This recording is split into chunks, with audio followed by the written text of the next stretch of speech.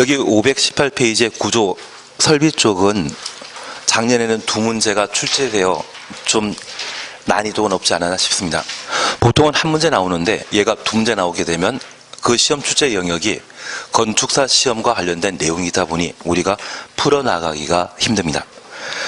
그래서 올해 시험에 나올 수 있는 것이 있다고 하면 이번 내진 능력 공개 대상인데 책이 잘못되어 있기 때문에 그냥 넘어가고, 건축 구조기술사 개정되었는데 안 나오고, 하여튼 얘는 그냥 일단은 진행하셔야 됩니다. 대신 제가 이야기 드리면 지금 책이 개정된 게 아닌데 이번 내진 능력 공개는 시험거리입니다. 그래서 내진 능력 공개 나중에 개정된 걸로 한번 봐주셔야 됩니다. 그리고 옆에 페이지에 구조안전 확인 대상 건축물 양가로 2번이 서류 제출 대상인데 작년 출제되었습니다. 작년에 출제되었기 때문에 올해 나올 일 없을 겁니다. 대신 밑에 건축구조기술사 협력이 개정되었습니다. 그래서 얘 별표 해놓으시고 내진 능력 공개 별표 해놓습니다. 그리고 한 장 넘기십니다.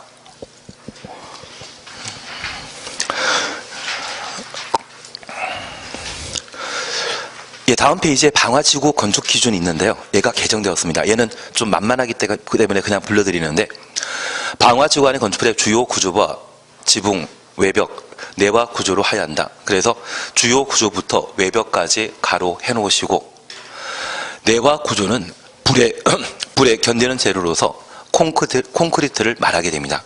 그래서 올해 대폭 많이 개정되었기 때문에 얘를 한번 봐놓으셔야 할 겁니다. 그리고 한 장 넘기시면 3번 범죄 예방 기준도 올해 개정되었는데 얘는 작년에 시험에 나왔기 때문에 올해 나올 일은 없을 겁니다. 그래서 개정사항이 얘도 반영되지 않았지만 그냥 이건 안 나올 거니까 그냥 지나가시고, 그리고 528페이지 보시게 되면 제5절 양갈 3번 보시니 피난용 승강기 찾으셨죠?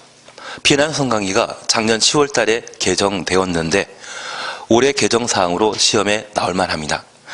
그 중에 고층 건축물 동그라미 놓으시고 승용 승강기 중에 한 대 이상을 피난용 승강기로 설치하여야 한다. 피난용 승강기 추천없습니다. 승용 승강기 추천없습니다. 그래서 고층 건축의 말과 승용 승강기라는 말을 봤을 때 피난용 승강기 설치 예상이다. 그렇게 확인해 주시고, 얘는 승강기를 이용하는 승강기 운행하는 공간이 있습니다. 그것을 법에서 승강장이라 표현하게 되는데 저 승강장의 면적이 6제곱미터 이상 돼야 됩니다. 다른 건 필요 없지만 피난용 승강기의 승강장 면적은 6제곱미터 이상이다. 그렇게만 하나 추가해 놓습니다. 아마 그래서 승강기가 아마 시험에 나올만 할 겁니다. 구조설비에 대해서는 그렇게만 지금 해 놓으십니다. 그리고 534페이지 보시게 되면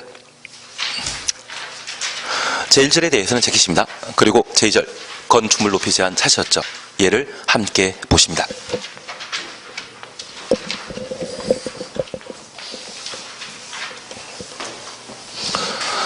사실 우리가 건축제한에 관한 내용을 함께 보시는데 이 건축제한은 보통 시험 문제 나오게 되면 3문제 이상의 시험에 출제되게 됩니다. 그래서 이 건축제한과 관련되어 우리 건축법은 안전한 건물을 목표로 삼고 있습니다. 건물이 안전하기 위해서는 대지도 안전해야 되고 그 대지는 도로에 접한 때만 대지가 될 수 있습니다. 그래서 도로와 관련된 문제로서 대지와 도로 사이의 관계와 건축선에 관한 내용을 정리하시는 게 필요합니다. 건물 건축하기 위한 대지는 도로에 2m 이상 접해야 된다.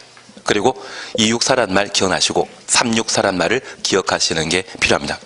그리고 건축선과 관련되어서는 대지와 도로 사이의 경계선을 건축선이라 한다는 말과 지정 건축선, 특히 소유업에 미달되는 도로에 접해 있는 대지의 경우에는 대지 중 일부를 도로용지에 제공해야 되기 때문에 실질적인 대지 면적 계산하는 것을 시험에 내게 됩니다.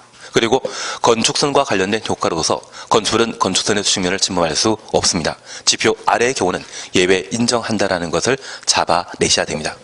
그리고 두 번째, 대지와 관련된 내용을 우리가 함께 보셨는데 이 대지와 관련되어서는 조경에 관한 문제를 함께 보셨습니다. 조경 대상은 면적 200제곱미터 이상인 때 조경해야 되고, 공장과 관련되어서는 작은 건물인 때 조경 의무를 생략합니다. 연면적 합계는 1500제곱미터 미만, 면적 5000제곱미터 미만에 건축하는 공장은 조경 의무를 생략하고, 물류시설 기억나시겠습니까? 연면적 합 1500제곱미터 미만인 때, 특별히 주거지역, 상업지역의 경우는 규모에 관계없이 조경 대상이라는 걸 잡아내셔야 됩니다. 그리고 대지 분할과 관련되어서는 이렇게 이해해 놓습니다. 나대지 분할하는 때는 국토계획법에 따른 개발행위 허가 받아야 되고요. 건물 있는 대지를 분할하는 때는 건축법을 적용하도록 되어 있습니다. 60, 150, 200제곱미터에 못 미치는 분할할 수 없다. 그래서 건축법 적용 대상과 국토계획법의 적용 대상을 각각 구분하시는 게 필요합니다. 그리고 건축물과 관련되어서는 건축물의 구조, 설비에 관한 내용을 함께 살펴주시는데, 특별히 건물 건축하게 되었을 때 지진 얼마까지는 견딜 수 있는지 내진 능력을 공개하도록 되어 있습니다. 여기 내진 능력 공개 대상은 우리 교재가 좀 반영하지 않았는데, 2층 이상이거나 연면적 200제곱미터 이상의 건축물은 사용 승인 후 즉시 내진 능력을 공개하도록 되어 있습니다. 다만 이 내진 능력 공개와 관련되어서는 작년에 시험에 나왔던 것으로서 2210이라는 게 있습니다. 구조안전 확인 서류 제출 대상이 있는데, 그것 토대로 해서 만들어진 것으로 보시고, 얘는 29회 때 시험에 나왔기 때문에 올해 나올 일 없을 겁니다. 저쪽을 한번 봐놔야 됩니다. 그리고 두 번째입니다. 제가 안 하긴 안 했는데, 건축 구조 기술사 제도가 있습니다. 안 한 건 일단 넘어갑니다. 대신 올해 개정되었기 때문에 아마 시험에 나올 수 있을 겁니다. 나중에 한번 다시 한번 보는 쪽으로 하시는 게 필요하실 겁니다. 그래서 그냥 건축 구조 기술사 확인 대상에 관한 내용을 한번 살펴주시고, 최근 개정된 사항으로 방화지구와 관련된 건축 제한을 보셔야 됩니다. 그리고 승강기와 관련되어 우리 건축법에서는 승용 승강기와 비상용 승강기, 그리고 가장 최근에 개정된 사항으로 피난용 승강기 제도가 있는데, 각각 설치 대상과 설치 방법에 관한 사항을 어느 정도 정리해 주시는 게 구조 설비에서 출제될 수 있는 최대 두 문제를 해결할 수 있습니다. 그냥 제 자랑이라 생각하시는데, 작년에 여기 나오는 두 문제는 한 우리가 30문제 정도 문제 풀었을 때 두 문제 다 나왔거든요. 그리고 하나는 정답이 제가 냈던 모의고사 똑같은 정답이 나온 적이 있습니다. 그래서 어차피 이쪽은 해 나가시게 된다고 하면 다 하는 것은 건축사 영역이기 때문에 우리 수험 범위를 벗어납니다. 그래서 최근 개정사항이나 출제 경향에 맞춰서 일부만 보고 마십니다. 내가 공부했던 게 안 나오면 찍으시면 되죠. 찍는 건 잘하지 않습니까? 그래서 여기까지만 해버리시는 게 제일 좋은 공부 방법일 겁니다. 예, 그리고 우리가 다시 하나 봐주실 것이 있습니다. 이러한 건축물과 관련되어서는 건축법상 건축물의 높이를 제한하고 있습니다. 그래서 이제 우리가 함께 보시는 게 높이 제한이 되게 됩니다. 이러한 건물에는 다양한 규제가 적용되게 되는데, 특별히 건축주가 좋은 일을 했다라면 그 규제를 풀어줄 수 있거든요. 특히 나라에서 만들어야 될 공원을 건축주가 대신 만들었다고 하면 해당 건물에 적용될 수 있는 용적률과 높이 제한 기준을 1.2배 완화할 수 있다는 것 기억해 놓습니다. 얘가 시험거리로 대두되었다면 나머지는 사실 몰라야 되는데, 이 규제 완화와 관련되어서는 우리가 특별 건축 부역 제도와 그리고 특별 가로구역이 있는데, 특별 가로구역은 오지순단 문제를 만들지 못하기 때문에 신경 쓸 필요 없습니다. 그리고 건축협정과 결합 건축 제도가 있습니다.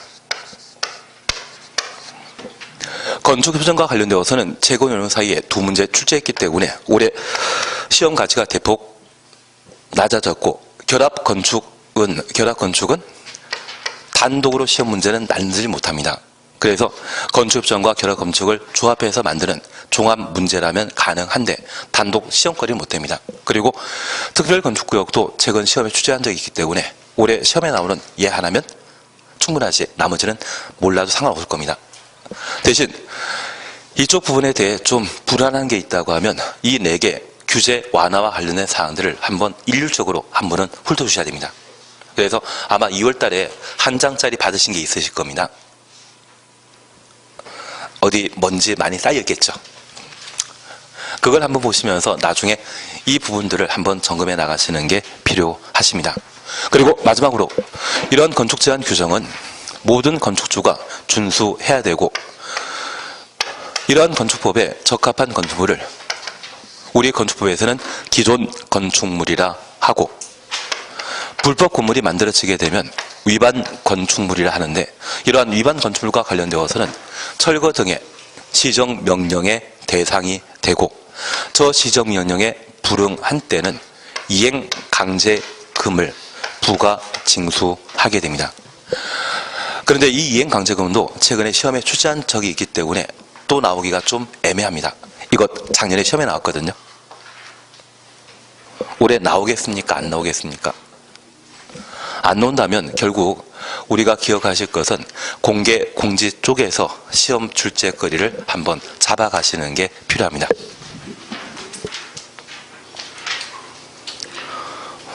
예, 바로 높이 제한 함께 오십니다.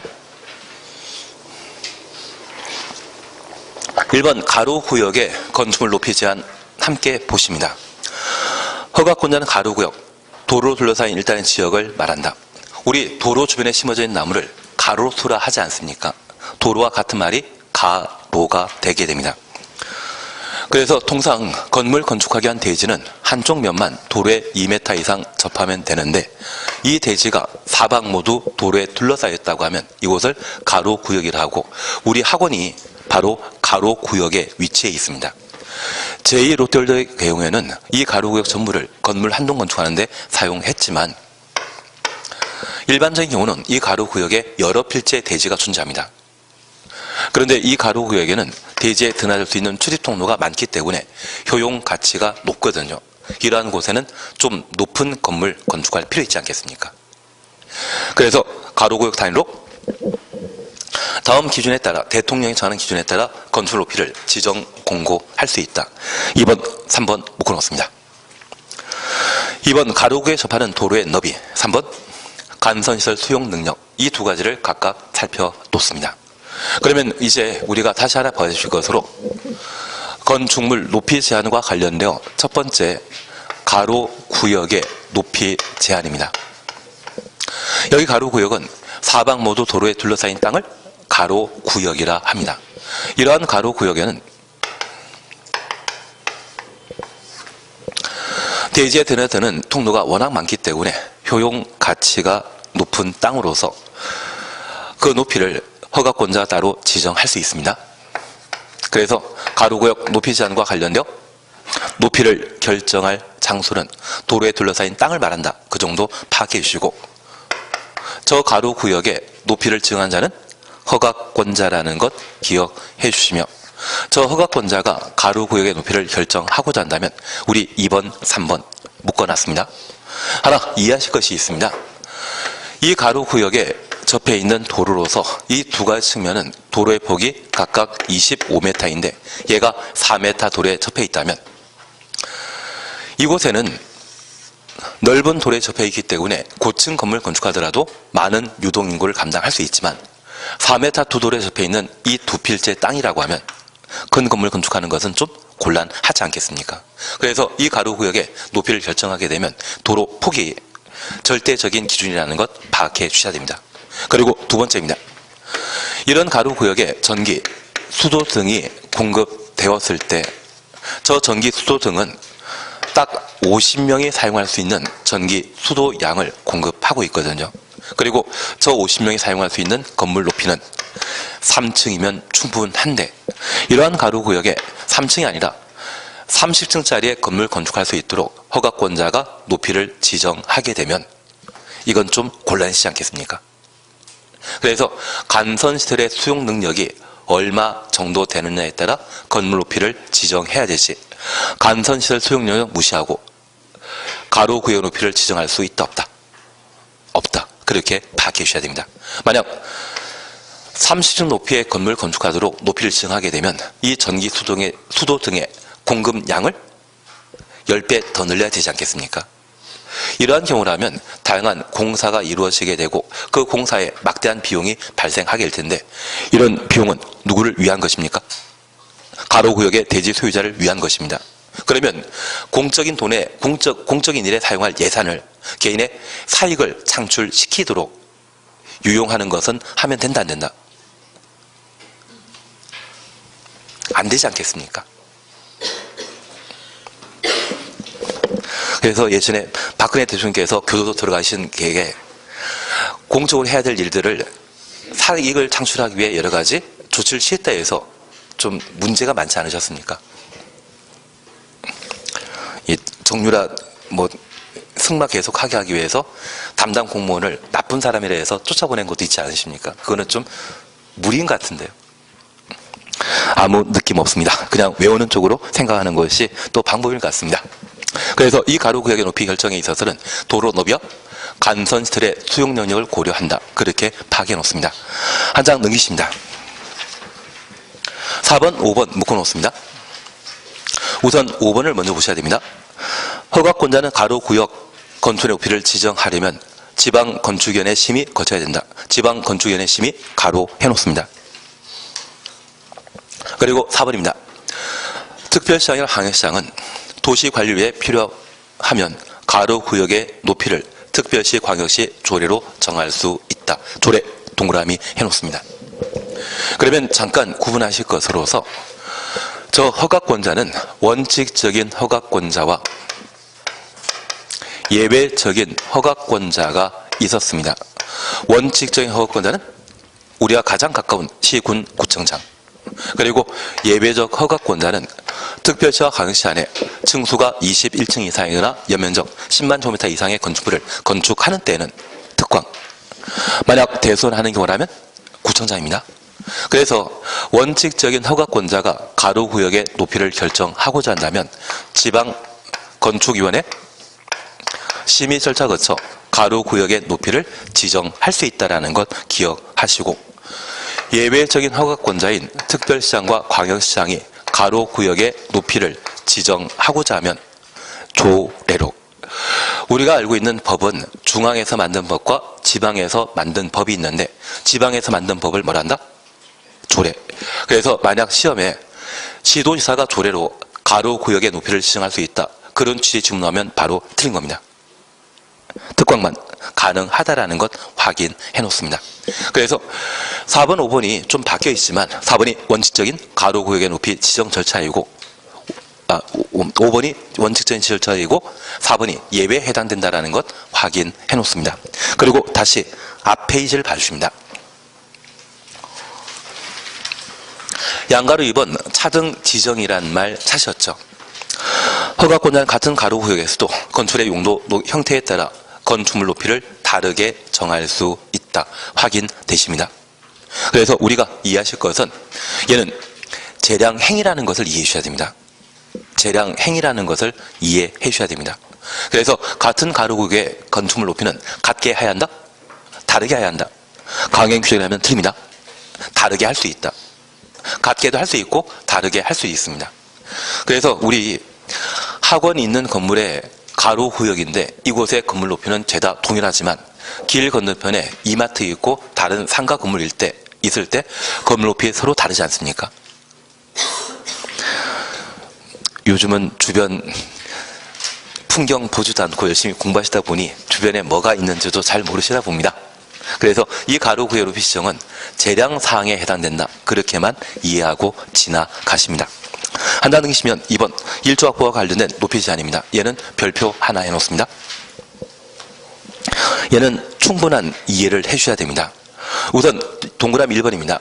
전용 주거지역이나 일반 주거지역에서 전용 주거지역부터 일반 주거지역까지 가로 해놓습니다. 건축을 건축하는 경우에는 건축물 각 부분은 정북 방향으로부터 정북 방향 추천했습니다. 인접 대지 경계선으로부터 건축 조례가 정하는 거리 이상 띄어 건축하여야 한다. 박스의 1번 9m 이하의 경우는 1.5m 이상, 9m 초과 시에는 높이의 2분의 1 이상 띄어 건축하도록 되어 있습니다. 그리고 옆에 페이지입니다. 양가로 2번 보시게 되면 공동주택의 1조 등의 확보를 위한 높이 제한 찾으셨죠? 예, 이러면 이걸 잠깐 확인해 놓습니다. 우리가 지금 높이 제한에 관한 내용을 함께 공부하고 계시는데 두 번째 내용으로 1조권 확보와 관련된 높이 제한을 함께 보십니다. 우선 1조권은 우리 국민이 가지고 있는 기본권으로서 햇빛 볼 수 있는 권리를 1조권이라 표현하게 되는데 이러한 1조권은 상업활동이나 공업활동 시에는 필요 없습니다. 쾌적한 주거생활을 도모하기 위해 1조권을 필요로 하게 됩니다. 그러면 우리가 지금까지 알고 있는 용도지역 중에 주거생활과 관계된 용도지역은 주거지역이고 이러한 주거지역 중에 전일준이라 공부하셨는데 준주거지역은 주상복합 등의 상가 건물 만드는 것이 준주거지역의 활용 방법입니다. 만약 준주거지역에 단층짜리 단독주택 만드는 분이 있다면 그분은 한번 법원 갔다 오시면 피성년 후견인 선고나 피안정인 후견인 선고를 받으시게 될 겁니다. 낭비가 지나치게 심하신 거거든요. 결국 이 1조 확보와 관련된 높이 제한 규정은 전용 주거지역과 일반 주거지역에만 적용되고 다른 용도지역에는 적용되는 게 아닙니다. 그러면 이 장소와 관련되어 전용 주거지역과 일반 주거지역에 건축되는 건축물은 건물의 종류와 관계없이 전부가 1조 확보에 관한 높이 제한 규정을 적용받게 됩니다. 그리고 두 번째입니다. 저 1조 확보와 관련된 높이 제한을 적용하는 건축물은 당연히 주택이어야 되는데 얘는 규제이거든요. 그런 규제를 단독택은 감당할 수 있다 없다. 너무 규모 작기 때문에 단독택은 감당하기 곤란하거든요. 그래서 아파트를 포함한 공동주택에만 적용하게 됩니다. 그래서 공동택에 해당된 용도라면 어디에 건축하건 관계없이 1조 확보에 관한 높이 제한 규정을 적용하게 됩니다. 추신 이해되시겠습니까? 1조권은 뭐와 관계되어 있다? 주거생활과. 그러면 주거생활이 필요한 장소가 준주거지역 뺀 전용주거지역과 일반 주거지역이고 공동택이 1조 확보에 관한 높이 제한 규정 적용 대상이라는 것 파악해 놓습니다. 그러면 전용주거지역과 일반 주거지역에는 정북 방향의 인접 대지 경계선으로부터 건물 높이에 따라 일정한 거리에 띄어 건축하도록 되어 있는데 건물 높이가 9m 이하인 때는 1.5m 이상 띄어 건축하고 9m 초과 시에는 높이의 2분의 1 이상 띄어 건축하도록 되어 있습니다. 그러면 이렇게만 잠깐 이해하십니다.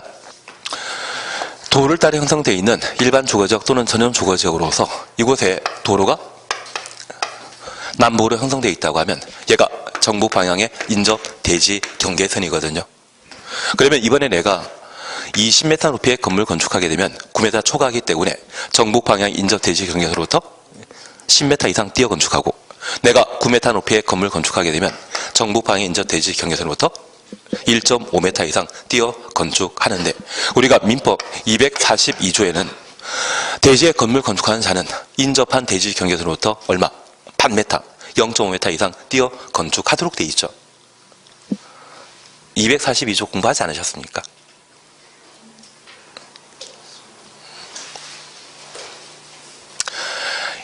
그래서 저 민법은 일반적인 규정에 적용하는 일반 규정에 해당되게 되고요. 다만 이 건축법은 저 인접 대지 경계선으로부터의 이격에 대한 특별법 성격을 가지는 것으로서 민법 적용하는 것이 아니라 전용 주거지역과 일반 주거지역만큼은 건축법을 우선 적용하도록 되어 있습니다. 그리고 이 건축법 우선 적용하게 되었을 때 지금 일반법과 특별법 이해되십니까? 천천히 하십니다. 근데 나중에 한 5월달, 6월달 정도에 내가 모의고사 봤는데 1차 순서가 잘 안 논다고 하면 그때는 남은 기간 동안 1차에 올인하시는 게 절반을 건질 수 있습니다. 다 공부하시다 보면 둘 다 떨어지는 경우가 있거든요. 그리고 내가 어느 정도 공부한 상태에서 뭐 시험 과목을 좀 좁혀서 올인하시게 되면 집중하시게 된다고 하면 학습 효과도 좀 높으시고요. 그게 좀 마음 편하게 공부할 수 있는 방법도 되십니다. 하여튼 학습량이 워낙 많긴 많기 때문에 이 시험이 아마 좀 성인이 보게 되는 시험 중에 가장 어렵다 해서 그냥 성인고시라는 이야기를 하고 있고, 특히 민법 같은 경우는 시험 문제 중에 한 30%에 40% 문제는 과거 사법시험에 나왔던 문제가 활용되는 경우가 많거든요. 그래서 가끔 사시 보시는 사람들도 자기가 틀렸던 사법시험 문제 유형이 우리 중개사 시험에 나오게 되면 자기도 놀랍니다. 맞춰서 변호사 됐는데 자기가 분명 사시 볼 때 그 유형 틀렸는데 우리 시험에 나오면 우리와 자기 수준과 우리 수준이 같다고 생각하는, 그렇게 크게 놀라는 경우가 많다고 하더라고요. 그래서 이게 좀 학습량이 많긴 많습니다. 대신 우리 100% 다 외워서 알고 할 필요 없거든요. 자신 있는 부분은 해결하시고 잘 모르면 찍는 방법이 있지 않습니까? 대신 찍을 때 우리 자신감 있게 번호 하나로 내리 찍으셔야 되지, 왔다 갔다 하시면 답 사이로 왔다 갔다 피해 다니십니다. 저도 사실 96년도에 대학 시간 강사 했었는데 처음 강의 맡았던 게 공대하고 자연계 계열 강의를 맡았었거든요. 생활법률 강의 맡았었는데 그때 법대처럼 논문식으로 시험에 쓰라고 한번 문제 내니까 제목만 쓰고 내용 쓴 친구들이 없었습니다. 그래서 공대 쪽은 이렇게 하면 안 되구나 해서 다음에는 오지 쓴다 문제를 한번 내본 적이 있습니다. 답 사이로 막 피해가가지고 이게 점수 줄 게 또 없더라고요. 그 다음부터는 OX 문제로 바꿨습니다.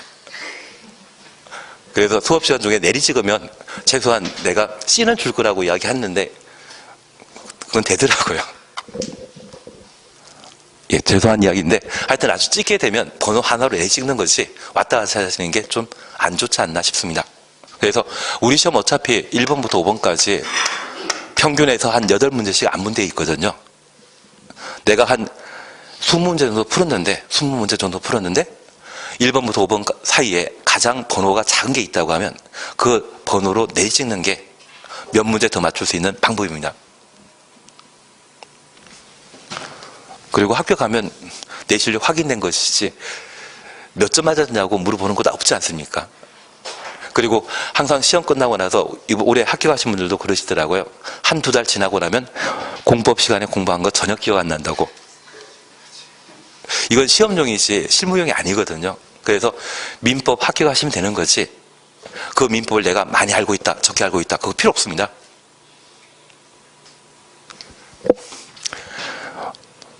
예, 하여튼 천천히만 공부하시면 됩니다. 하여튼 6월달까지 좀 한번 해보시고 한 6월달이나 7월달에 모의고사 오시면서 점수 안 나온다고 하면 그냥 1차에 올인하는 것도 하나의 방법이 되지 않나 싶습니다. 예, 하여튼 얘는 민법 242조의 특별 규정이라는 것만 이해해 주십시오. 그러면 이렇게 전용 주거지역과 일반 주거지역에 건물이 배치되게 되면 이 건물 배치 위치는 보통 대지 남쪽입니다. 해가 정남방에 뜨게 되었을 때 건물 그림자는 북쪽을 향하게 되는데 대지 소유자가 충분히 남쪽에 건물 배치했다면 건물 그림자는 대지 경계선을 지나지 않게 됩니다. 이런 일조학과 관련된 높이 제한 규정은 나를 위한 것입니까? 남을 위한 것입니까? 남을 위한 제도입니다. 그래서 전용 주거지역과 일반 주거지역에는 모든 주택에만 적용되는 것이 아니라 남을 위한 제도이기 때문에 주택이건 비주택인 관계없이 모두 정북방 인접 대지 경계선으로부터 일정한 거리 띄어 건축하도록 되어 있습니다. 그래서 그냥 재미로 예를 보십니다. 만약 이런 전용 주거지역과 일반 주거지역의 토지 형태가 세로 5m이고 가로 20m라고 하면 그 면적 100입니다. 그런데 얘가 도로변을 따라 가로 5m이고 세로 20m라고 하면 면적 같은데 이 두 토지의 가치는 같다, 다릅니다. 만약 이곳에 건물 건축하게 되면 건축 법령에 따라 정북 방향으로부터 못해도 1.5m 이상 띄어야 되고 민법 242조에 따라 0.5m 띄우게 된다고 하면 띄우는 공간이 총 2m 되게 될 겁니다. 남아있는 3m 공간에 건물 건축하게 되거든요. 이렇게 건축하게 되면 최대 높이는 9m입니다. 9m는 1.5m 이상 띄어 건축해도 되어 있지 않습니까? 반면에 이쪽은 10m 띄우더라도 건물 건축할 수 있는 공간이 충분하고 이곳에 만들어지는 건물 높이는 20m가 되게 될 겁니다.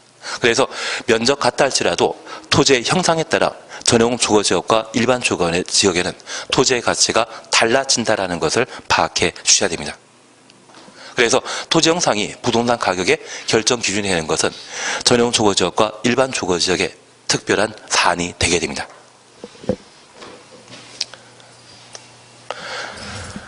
정 안 되면 이거라도 외우십시오. 이거라도 외우십시오. 1조권 확보의 높이 제한 규정에 적용되는 용도 지역은 전용 주거지역과 일반 주거지역이다. 그거라도 외워주셔야 됩니다. 그리고 공동택과 관련된 내용을 함께 살펴주시는데 이 공동택과 관련되어서는 가로 속에 일반 상업지역과 중심 상업지역에 건축하는 것을 제외한다. 일반 상업지역부터 제외까지 가로 해놓습니다. 제외한 공동택은 채광 등의 확보를 위하여 대통령령이 정하는 높이 이하로 하야 한다. 그것만 보시면 됩니다. 어차피 시험 내면 그거밖에 안 냅니다. 그러면 우리가 잠깐 이해하실 것이 있습니다. 여기 공동택은 쾌적한 주거 생활을 하기 위해 충분한 햇빛 필요하지 않겠습니까? 그런데 이 공동택 건축하게 되었을 때 중심 상업지역과 일반 상업지역에 건축하는 공동택에 대해서는 1조 확보에 관한 높이 제한 규정을 적용하지 않고 있습니다. 하나 이해하실 것은 서울의 중심 상업지역의 대표적인 곳이 명동인데 그 명동 한가운데 화장품 가게가 3년 전에 평당 거래 가격이 11억이었는데 그 평당 거래하고 나서 공시지가로 산정된 것이 3억 원이었습니다. 올 7월 달에 공시가 바뀌게 되면 얘가 6억짜리가 된다더라고요. 이게 건물 한 동 가격이 아니라 한 평의 거래 가격입니다. 화장품 가게 좀 유명한 거 있지 않습니까? 예, 들어본 적 없으십니다? 하여튼 그분이 변호사 잘 구입하셔가지고 로비 많이 했다고 해서 난리난 사건이 있는 그 대표이시거든요. 예, 와닿는 게 없습니다. 일단 넘어가시고 그러면 이 중심상업지역의 토지 가격은 워낙 비싼데 이곳에 30평대 아파트를 공급하게 되면 보통 대지의 지분이 10평입니다. 저 중심상업지역에 아파트 건축하게 되었을 때 평당 토지 가격을 1억으로 산정하게 되면 땅값만 10억입니다. 그러면 지나치게 분양 가격이 높기 때문에 이런 중심상업지역과 일반 상업지역에 건축하는 공동택에 대해서는 1조 확보에 관한 높이 제한 규정을 배제하고 통상 아파트 만들게 되면 도로변에 아파트 단지를 조성하게 되었을 때 이 아파트 사이에 일정한 동간 거리가 확보돼야 됩니다. 그런 동간 거리 확보하는 것은 건축부의 높이 제한 규정에 따른 것이거든요. 이걸 적용하지 않는다면 그 사이에 건물 한 동 더 집어넣을 수 있죠. 그러면 대지의 지분은 10평이 아니라 5평짜리, 3평짜리 30평대 아파트를 만들 수 있습니다. 분양가격 낮출 수 있지 않겠습니까? 그러한 것이 공동택과 관련된 1조 확보에 관한 높이 제한 규정의 특별 규정이 되게 됩니다. 추진 이해하시겠습니까? 그래서 이 공동택을 중심상업지역과 일반상업지역 제외한 곳에 만들게 되면 죄다 1조 확보에 관한 높이 제한 규정 적용한다. 그래서 이 공동택은 공동택이란 특성상 어디에 건축하는 관계없이 1조 확보에 관한 높이 제한 규정 적용해야 되는데 아파트의 분양 가격을 안정시킬 목적으로 이 두 곳은 배제한다라는 것을 확인해 주시는 겁니다. 어차피 시험에 나오게 되면 그거밖에 안 나옵니다. 이해를 하셨으면 다른 거 볼 필요 없이 이것만 봐주시면 됩니다. 대신 나는 실력도 있고 머리도 좋고 다 한다고 하면 다 보는 것도 괜찮습니다. 근데 대신 제가 하나 이야기 드릴 것은 우리 시험에 85년도에 시행했는데 85년부터 작년까지 한 번도 안 나왔던 것이 그 뒷페이지 이야기거든요. 그래도 나는 다 하겠다고 하면 말리진 않겠습니다. 대신 출제 가능성이 있죠. 그리고 한 장 넘기셨으면 옆에 페이지에 5번 적용 제외라는 말 찾으셨죠. 2층 이하로서 높이 8m 이하, 2층부터 8m 이하까지 가로 해놓으시고 로서 동그라미 해놓습니다. 1조 등의 확보를 위한 건물 높이 제한을 적용하지 아니할 수 있다. 그래서 얘는 그냥 한번 확인만 하십니다. 얘가 예전에 신창원이 추록해서 신창원 때문에 한번 시험에 나온 적이 있는데 신창원이 지금 교도소에 잘 계시기 때문에 시험에 나올 일 없습니다. 그래서 아마 19회 때 한번 나왔던 것은 그때가 아마 신창원이 포이동 일대를 주름 잡고 다녔을 때 그때였기 때문에 시험에 나오지 않았나 싶습니다. 지금 필요 없는 이야기이기 때문에 제키십니다. 3절 특별건축구역과 관련되어서는 안 합니다. 그리고 건축협정 지금 할 필요 없을 겁니다.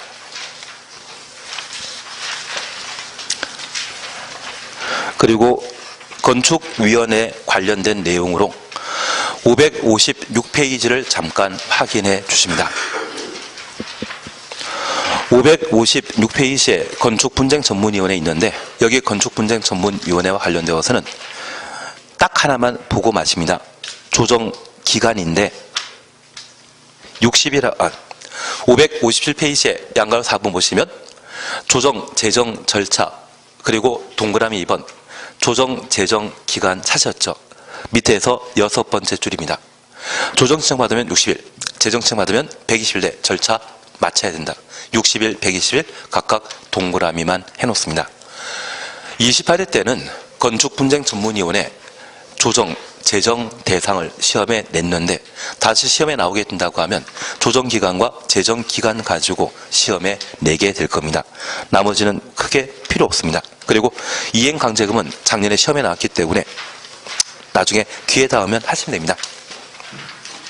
그리고 바로 주택법을 넘어가십니다.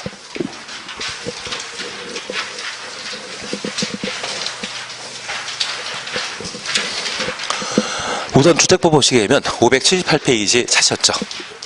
578페이지입니다. 우선 주택법의 제정 목적과 관련되어 두 번째 줄에 주택법은 국민의 주거 안정과 주거 수준 향상에 이바지함을 목적으로 한다.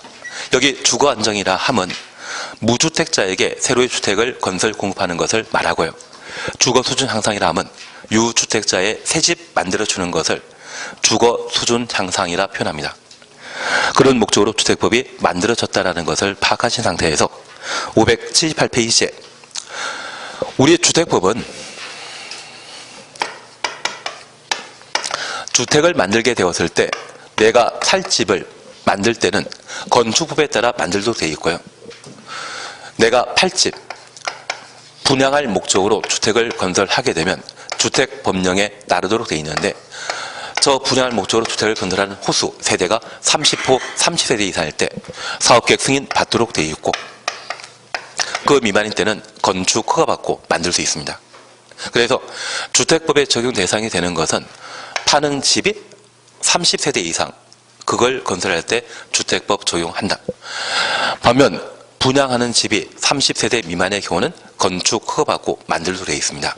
그러면 이 주택법에 따라 건설할 수 있는 주택이 무엇인지 양가로 2번 단독택 찾으셨죠? 동그라미 1번 협의 단독택과 2번 다중주택, 3번 다가구주택. 그런데 우리가 건축법에 공부하셨던 주택 중에 공간 빠져 있지 않습니까?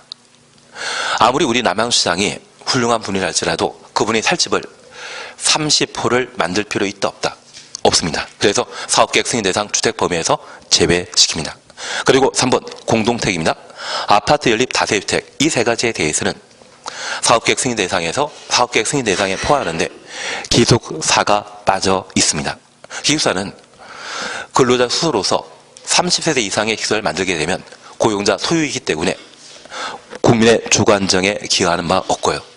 그리고 기숙사 방 한 칸에 근로자 2명, 3명이 함께 살게 되면 주거 수준 향상과도 전혀 관계없습니다. 그래서 주택법에 따라 건설할 수 있는 주택 범위에는 공관과 기숙사는 포함된다? 빠진다? 빠진다라는 것 확인해 놓습니다. 그리고 4번 세대 구분형 공택은 별표 3개 주시는데 2월 달에 제가 한 장짜리 드린 게 있거든요. 그게 개정된 게 반영되어 있습니다. 그것 때문에 올해 시험 문제가 나오게 될 겁니다. 그리고 얘는 쉬었다 하십니다.